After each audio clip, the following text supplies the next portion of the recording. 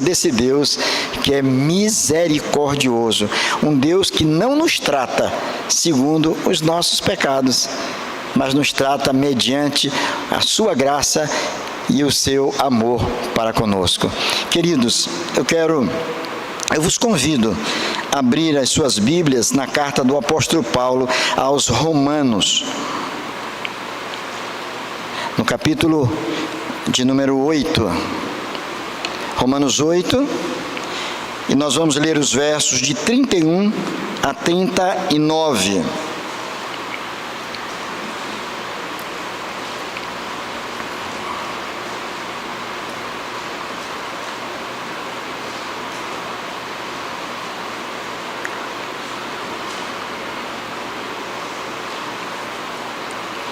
Romanos 8, versos de 31 a 39, as provas e a certeza do amor de Deus.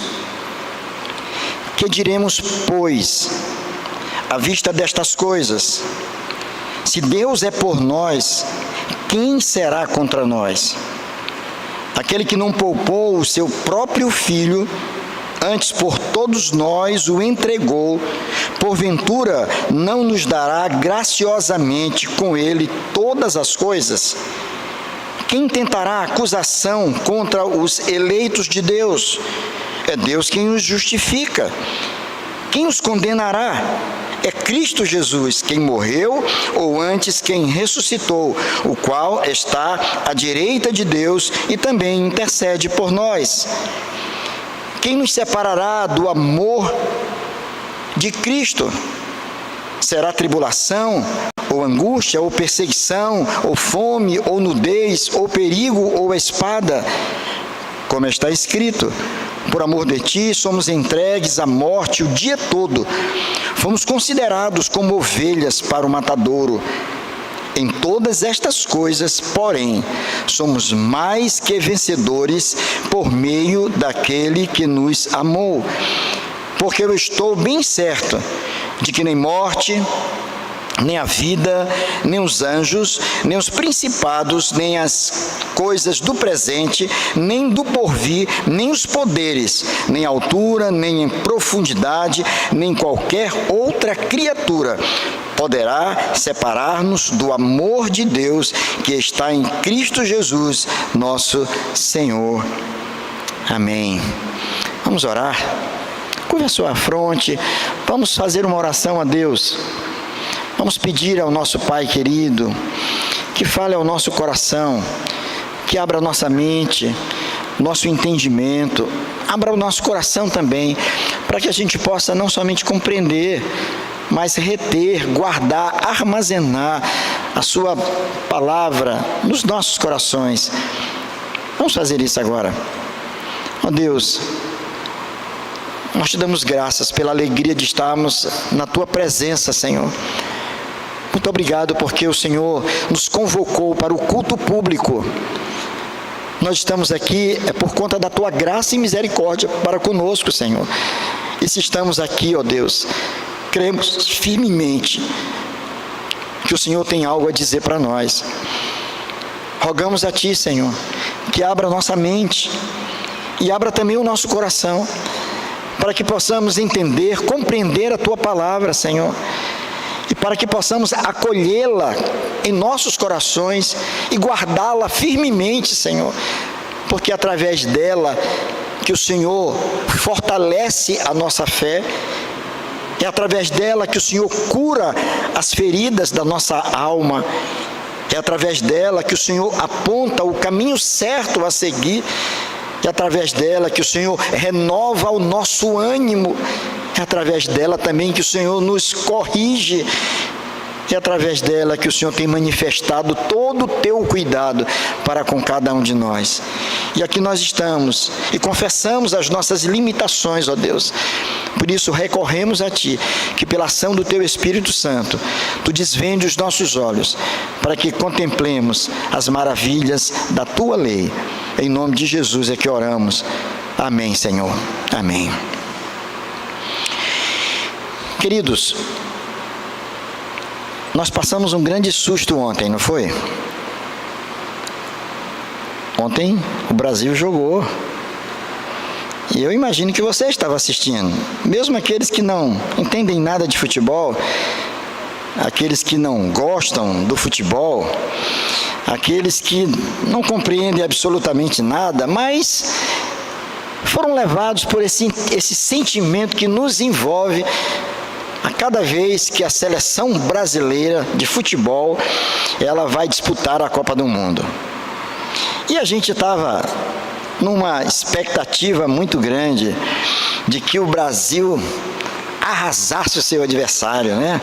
A gente estava numa expectativa de que o Brasil ganhasse aquela partida, mesmo sem estar dando muito crédito ao time, não ver ali, quem sabe, nenhuma estrela do calibre de tantas outras que nós conhecemos, um Ronaldo Fenômeno, um Ronaldo Gaúcho, um Kaká, um Rivaldo, ou no passado ainda mais distante, de um Gerson, de um Tostão e do Pelé. A primeira Copa que eu assisti foi de 1970, e era um pré-adolescente. Eu nunca tinha assistido uma Copa. Como eu vibrava com os dribles de Rivelino, e quando ele ia bater aquela falta, eu disse, meu Deus do céu, é capaz de furar a rede, porque o chute era muito forte. Que maravilha! E nós ficávamos naquela expectativa de que ontem alguma coisa desse tipo acontecesse. Nós começamos perdendo. Que tristeza ver aquele gol, a bola entrando ali, cobrindo o goleiro. Meu Deus, que desrespeito para com a camisa amarelinha. Começamos perdendo. Mas lá na frente, numa jogada linda, surge o primeiro gol e único do Brasil. Empatamos a partida. Ficamos felizes imaginando, pronto, era o que faltava. Agora vai vir um segundo, um terceiro, um quarto, quem sabe, uma goleada aí. Mas a goleada não chegou. E depois ficamos nos comentários, porque afinal de contas todos nos achamos também que temos alguma coisa em nós que de técnicos, somos técnicos de futebol. O que faltou? Deveriam ter colocado o Endrick, ele sim ia resolver. E alguém comentava hoje nas redes sociais, era muito fácil, era só o treinador da seleção brasileira olhar que lá na torcida estava o Ronaldo, estava o Kaká, estavam vários daqueles, é só chamar um deles, mesmo um pouquinho gordos, mas eles resolveriam a situação. Olha só que saliência. Não ganhamos e quase perdemos. Eu me lembrava desse texto ontem, já no final dessa passagem, onde o Senhor nos diz, em todas as coisas, porém, nós somos mais do que vencedores por meio daquele que nos amou. É claro que Paulo não estava pensando em futebol aqui. É claro que Paulo não estava pensando em esporte. Não, Paulo estava falando sobre coisa muito mais séria do que isso. Paulo não estava falando de entretenimento. Paulo estava falando sobre a nossa vida. Paulo estava falando sobre o nosso destino eterno. Paulo estava falando sobre as circunstâncias adversas que nos acometem, que se levantam contra nós e que ameaçam a nossa própria fé. E ele diz, olha, eu sei que vocês estão enfrentando lutas e dificuldades, mas sabe de uma coisa? Aqueles que estão em Cristo são mais do que vencedores. Nós somos mais do que vencedores. E se nós vibramos ao comemorar um gol da seleção brasileira, muito mais motivos nós temos para comemorar aquilo que o Senhor Jesus Cristo fez na cruz do Calvário por nós.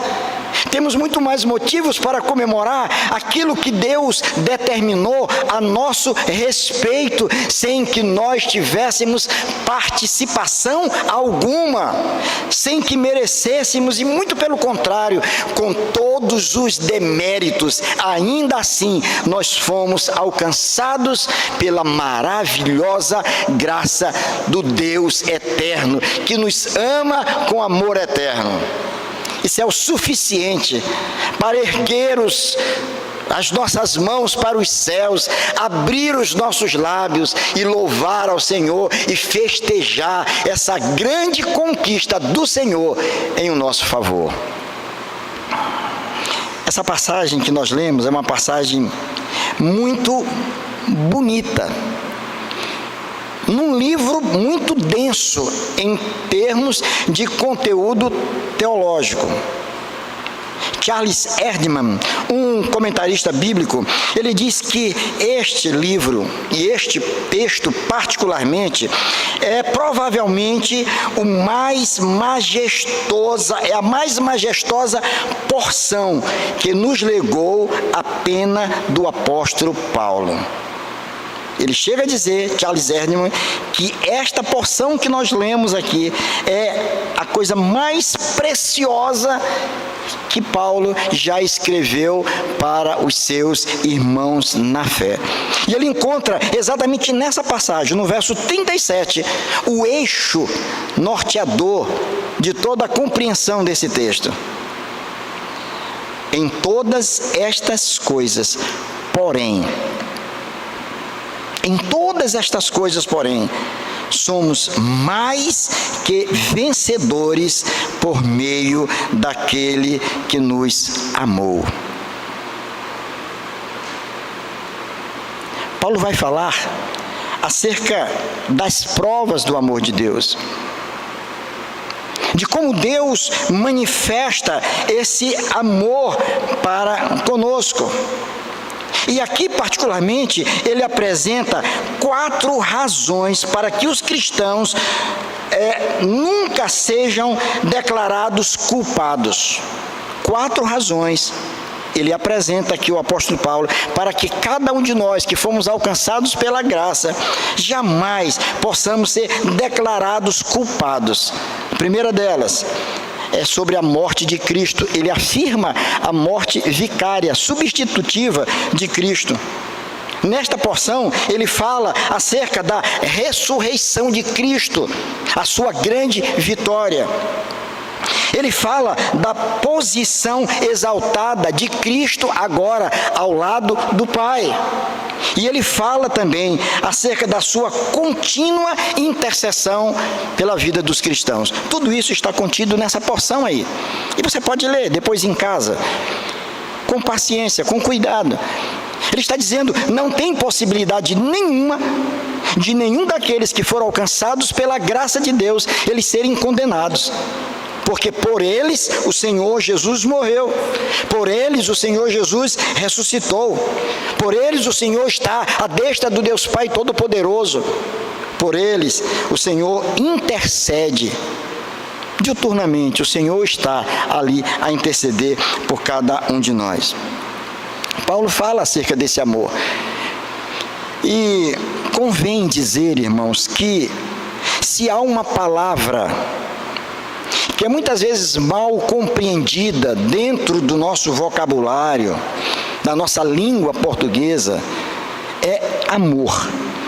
Porque para muita gente, amor não passa de um mero, simples sentimento. Não para de um sentimento. A palavra amor é aquela que mais aparece nas poesias.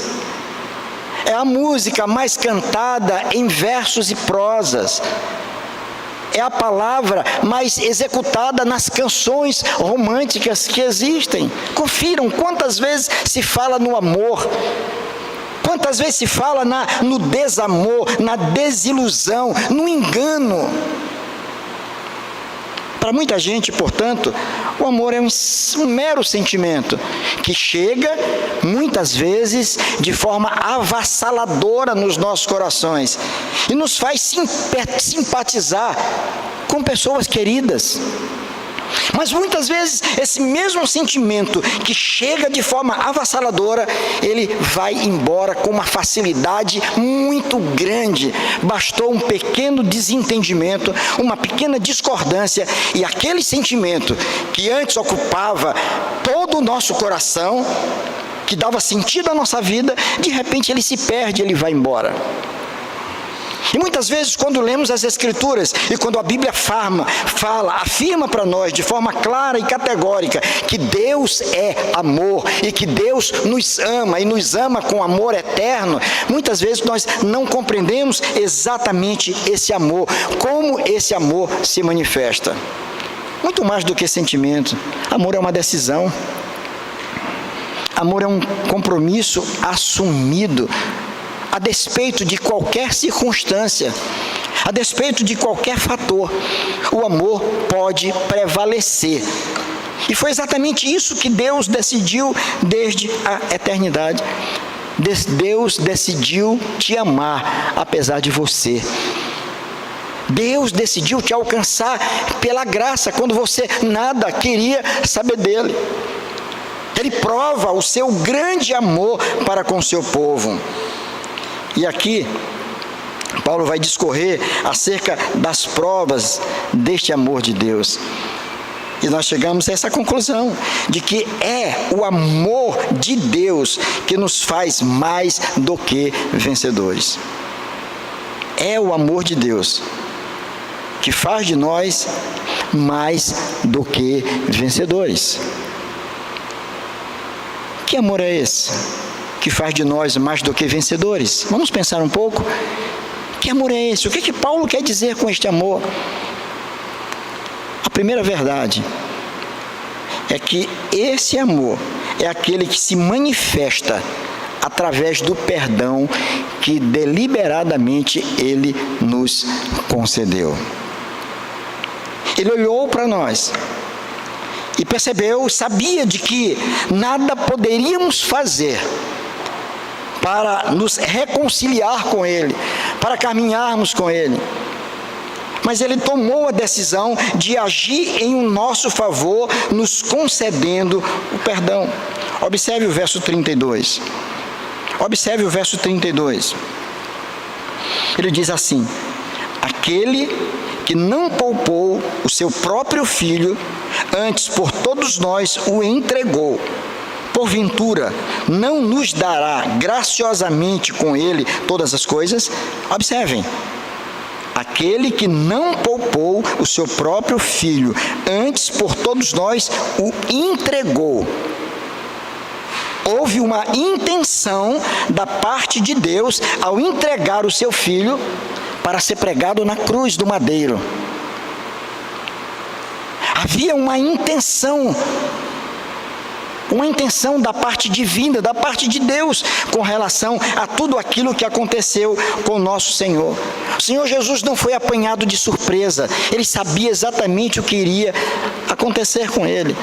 E Ele se dispôs a pagar um alto preço para que o perdão pudesse ser dado a nós. Agora, observe o verso 33, quando ele diz assim, olha: quem intentará acusação contra os eleitos de Deus? É Deus quem os justifica. É Deus quem os justifica. A justificação é um ato forense e instantâneo. É uma decisão da parte de Deus em eliminar a nossa culpa, em apagar por completo a nossa culpa.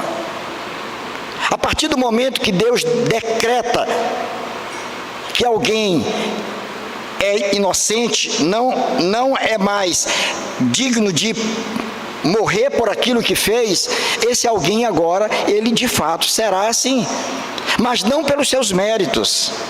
E Paulo vai deixar claro que tudo isso aqui simplesmente pelos méritos de quem? De Cristo Jesus.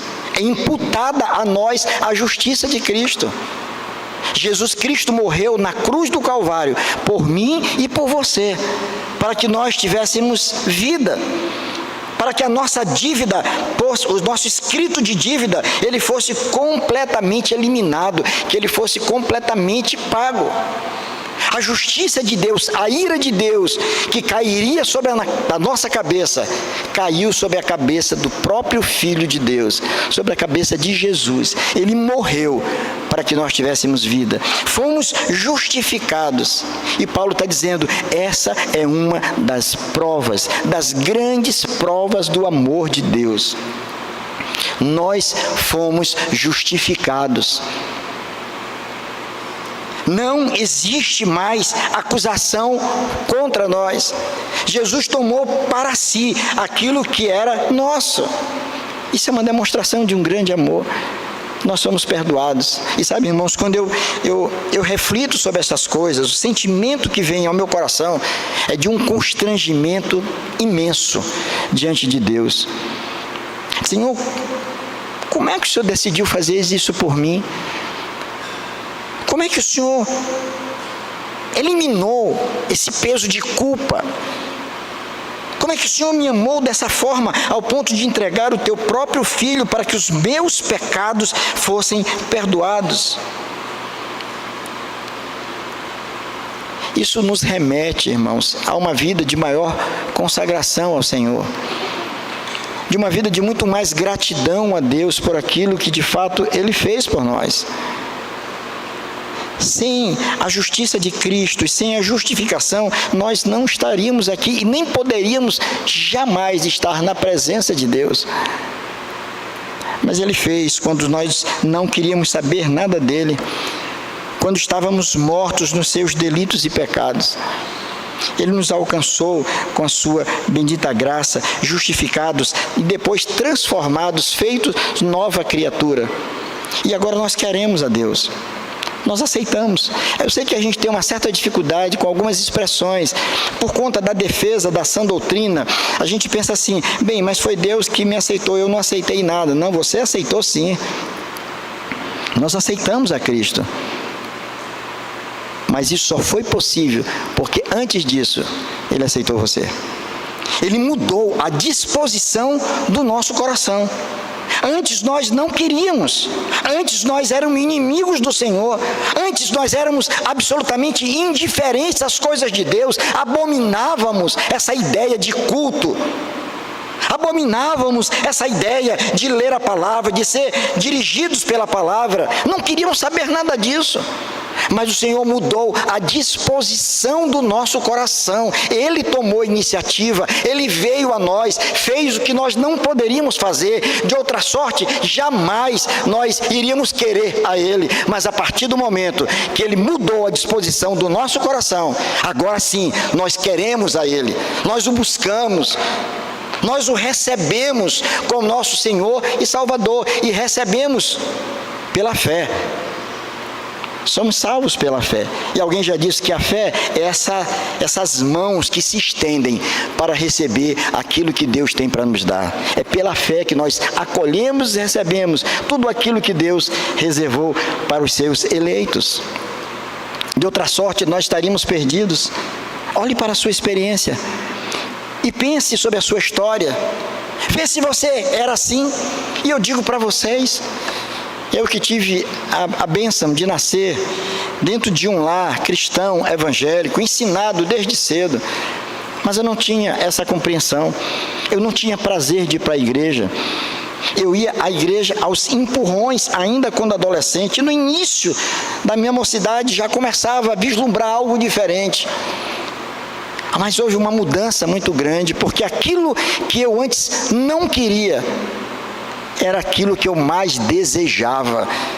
Sentia vontade de estar junto com os meus irmãos adorando.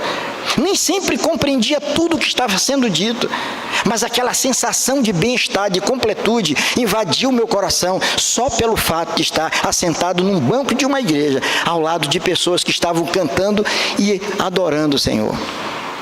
Tudo isso só foi possível porque Ele veio na minha direção. Se dependesse de mim, eu estaria perdido, afastado, distante.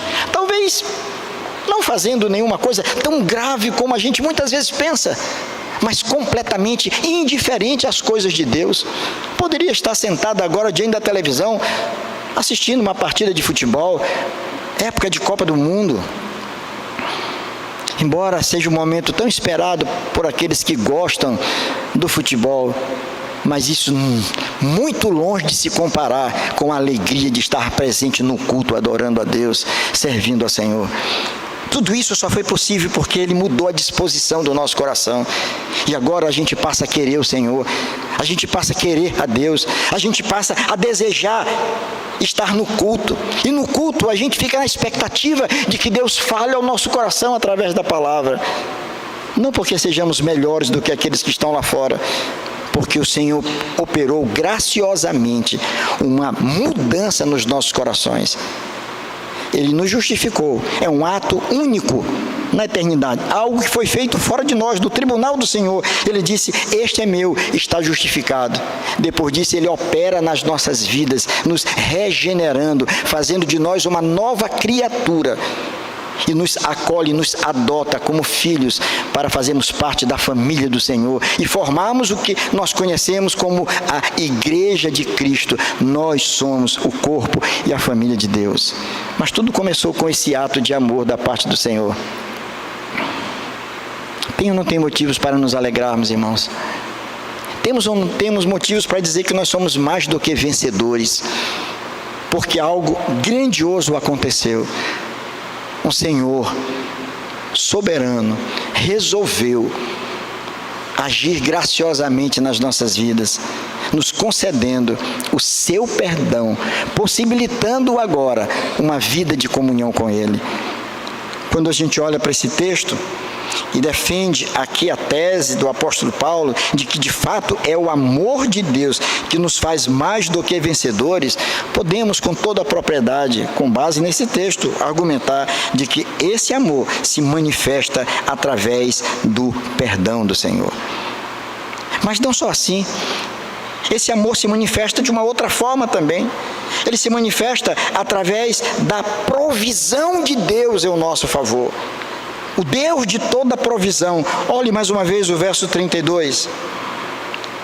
Aquele que não poupou o seu próprio filho, antes por todos nós o entregou, porventura não nos dará graciosamente com ele todas as coisas? Olha o que ele está dizendo aqui, que esse mesmo Deus que te alcançou pela sua graça e que te concedeu o perdão e que fez de você agora povo seu, esse Deus é o Deus que vai estar na tua vida como Deus de toda provisão. Ele nos dará graciosamente com Ele todas as coisas. E a pergunta é, que todas as coisas são estas? O que cabe dentro desse conceito de todas as coisas?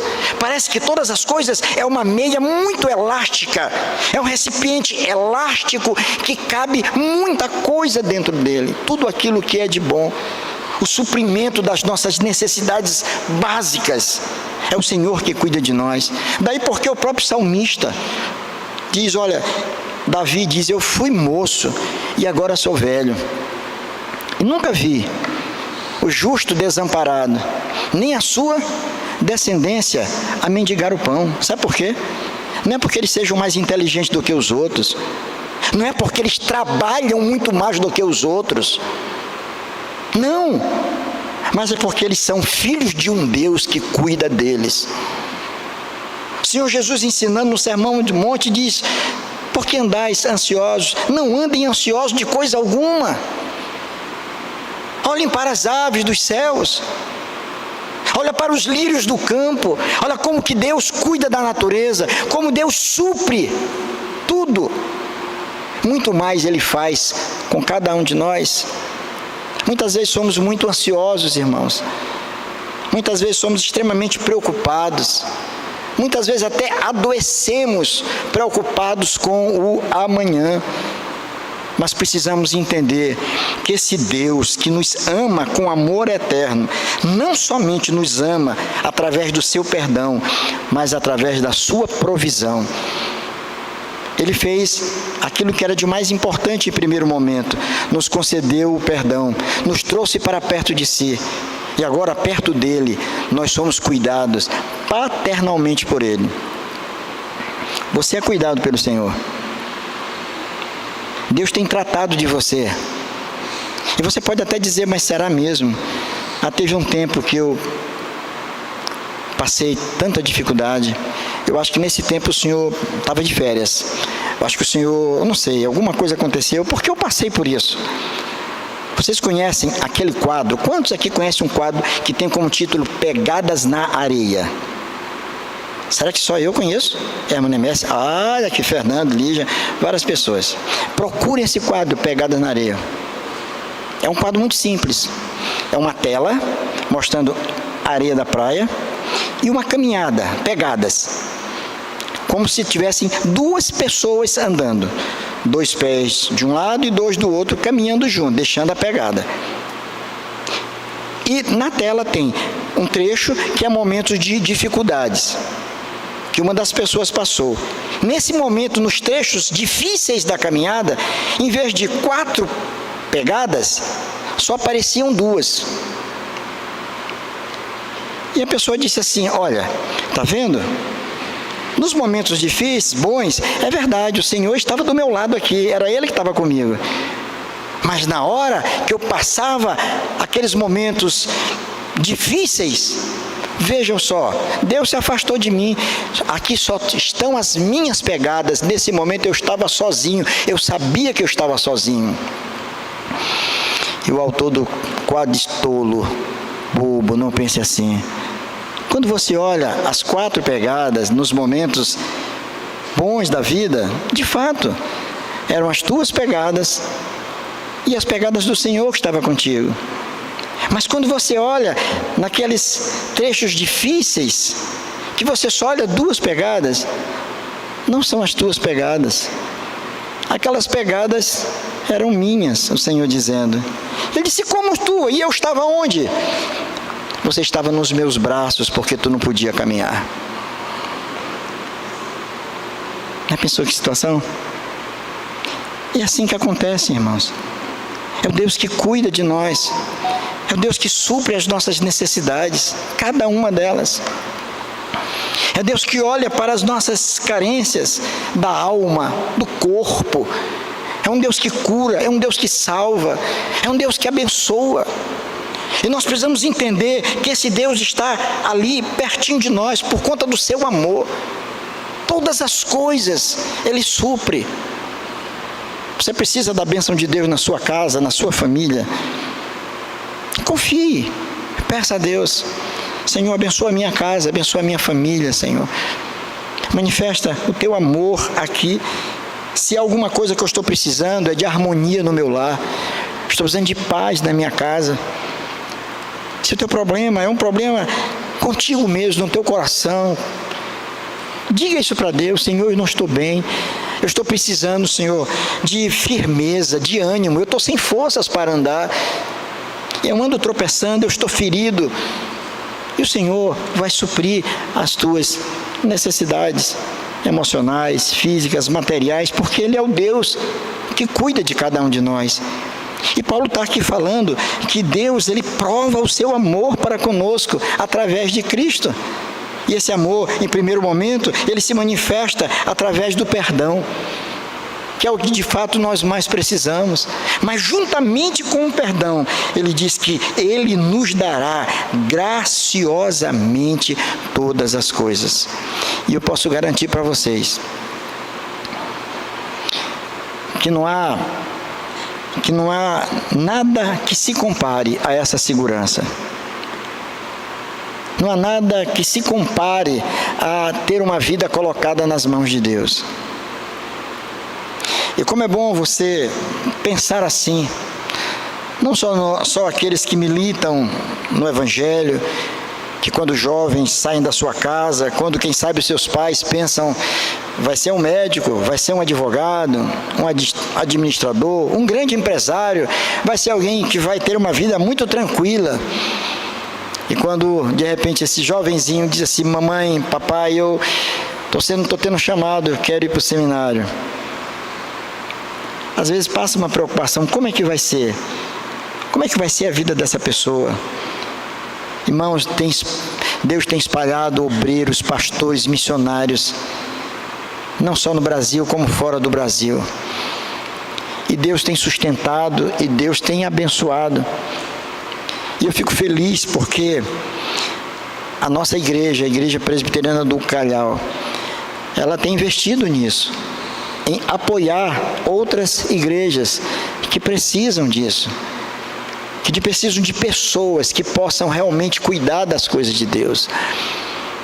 Pelo menos 2 congregações, 2 igrejas que nem pertencem ao nosso presbitério, uma em Brejo, outra por trás da Universidade Federal do Maranhão, mas até hoje continuamos cooperando, porque entendemos que é uma forma de Deus suprir as necessidades daquelas comunidades, para que o Evangelho do Senhor continue sendo pregado. Mas esse Deus é que sustenta todos igualmente, porque o chamado de um pastor não é mais importante do que o chamado de um médico, de um advogado, de um pedreiro. Todos nós somos chamados por Deus para o exercício de uma tarefa que compete a nós fazê-lo com fidelidade e, sobretudo, crendo e confiando de que Deus é quem supre cada uma das nossas necessidades. Esse Deus é assim maravilhoso, que não haja no nosso coração nenhuma sombra de dúvidas quanto a isso, que você não passe uma noite acordado, preocupado, mas que você possa descansar no Senhor, que você possa olhar para o Senhor e dizer: sim, Senhor, eu creio na Tua palavra, Senhor, eu creio que o Senhor me ama com amor eterno, e eu sei que todas as coisas cooperam para o meu bem, Senhor. É uma maneira de o Senhor demonstrar o seu grande amor para comigo, muitas vezes até permitindo que eu atravesse vales áridos na vida, para que eu possa dizer também, como disse o salmista: ainda que eu ande pelo vale da sombra da morte, não temerei mal nenhum, porque Tu estás comigo, a Tua vara e o Teu cajado me consolam. O Senhor não te abandonou, meu querido. E se tem alguém que está vivendo momentos difíceis, eu te convido a descansar no Senhor, a crer verdadeiramente nesse Deus que demonstrou claramente o seu amor por você, através de Cristo, perdoando os teus pecados, te chamando para perto dele, e não te chamou para que você ficasse jogado num canto qualquer da vida. Ele cuida de cada um daqueles que Ele chama. Por isso, graciosamente, Ele nos concede todas as coisas, tudo aquilo que é necessário para que possamos caminhar de forma segura nesta vida. Sem dúvida alguma, é o amor de Deus que nos faz mais do que vencedores. É o amor de Deus que nos faz mais vencedores. Que amor é esse? É o que se manifesta através do perdão? Ok. É aquele que se manifesta através da provisão? Ok. Mas também é aquele que se manifesta através da sustentação. Observe o que ele diz aqui, nos versos 35 a 39. Ele diz assim: olha, quem nos separará do amor de Deus, do amor de Cristo? Será tribulação ou angústia, ou perseguição, ou fome, ou nudez, ou perigo, ou espada? Como está escrito: por amor de ti, somos entregues à morte o dia todo. Fomos considerados como ovelhas para o matadouro. Em todas estas coisas, porém, nós somos mais do que vencedores por meio daquele que nos amou. Porque eu estou bem certo de que nem morte, nem vida, nem os anjos, nem principados, nem as coisas do presente, nem do porvir, nem os poderes, nem a altura, nem profundidade, nem qualquer outra criatura poderá separar-nos do amor de Deus que está em Cristo Jesus, nosso Senhor. Sabe o que significa isso? De que aqueles que pertencem a Cristo jamais se perderão definitivamente. Ele pode esfriar, ele pode se afastar, ele pode sofrer, ele vai se arranhar, ele vai se machucar, é verdade. Mas se ele pertence ao Senhor, ele voltará. Porque o Senhor o comprou por um alto preço. É Ele quem nos sustenta, Ele sustenta os seus. Não há dificuldade nem ninguém que possa nos arrancar das mãos do nosso Redentor. Não há circunstância, por mais adversa que seja, que possa nos tirar ou roubar de nós aquilo que Cristo conquistou na cruz por cada um de nós. Isto é bênção de Deus, irmãos. Saber que a nossa fé é guardada pelo Senhor, saber que a nossa salvação é certa, saber que o Senhor não nos abandonará jamais. de que Ele é que nos sustenta em todos esses trechos da nossa caminhada. Nos trechos mais difíceis, nunca esqueça, o Senhor vai estar ali. Acredite no que Ele disse antes de ser assunto aos céus, quando comissiona os seus discípulos a fazerem a obra que Ele deixa para que fosse feita, de ir por todo mundo e pregar o Evangelho a toda criatura, fazendo discípulos de todas as nações. Ele disse: e eis que estarei convosco todos os dias. Até quando?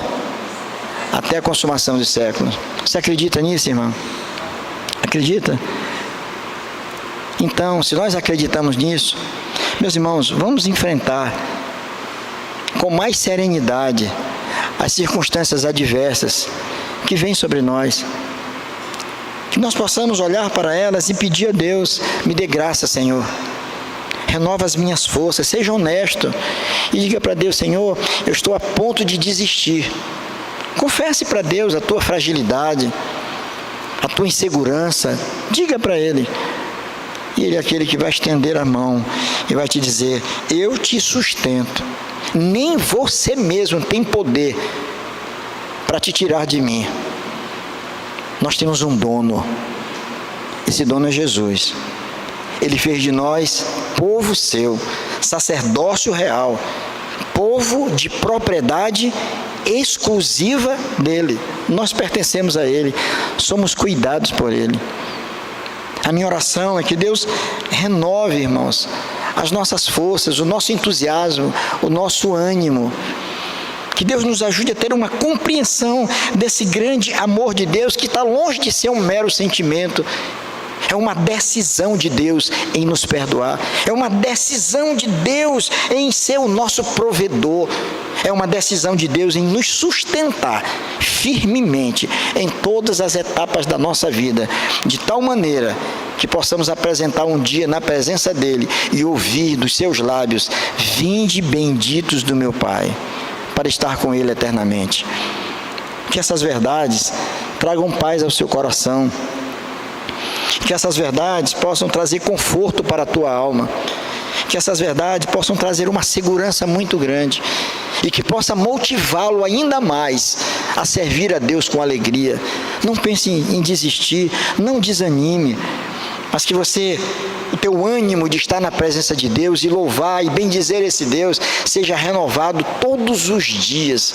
Que você seja alguém que fique contando as horas, os minutos para que o culto comece, a fim de que você possa manifestar toda a gratidão para com esse Deus maravilhoso que te ama com esse amor eterno, um amor que te perdoa, um amor que te sustenta e um amor que te mantém firme em todas as etapas da tua vida. Que Ele nos abençoe, meus irmãos, e que possamos guardar essa verdade. Em todas as coisas, porém, somos mais do que vencedores por meio daquele que nos amou. Vamos repetir esse verso juntos? Bem bonito. Em todas estas coisas, porém, somos mais que vencedores por meio daquele que nos amou. Que Deus nos abençoe.